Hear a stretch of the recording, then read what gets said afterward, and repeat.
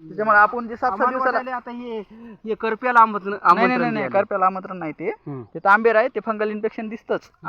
प्रत्येक हळदीवर दिसतं ते, कोणाच्या प्लॉटवर जा तुम्ही दिसणारच.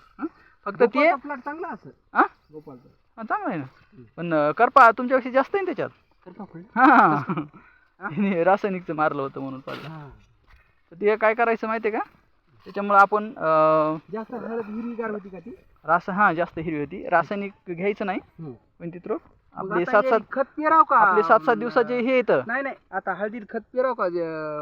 पेरण बेसल डोस एखादा. पीठ हा 10-20 घ्या एखादा बेसल डोस मध्ये. बेसल डोस मध्ये 10-20 घ्या, नाही तर 12-61-0 घ्या. 12-32-16 16 बी चालते.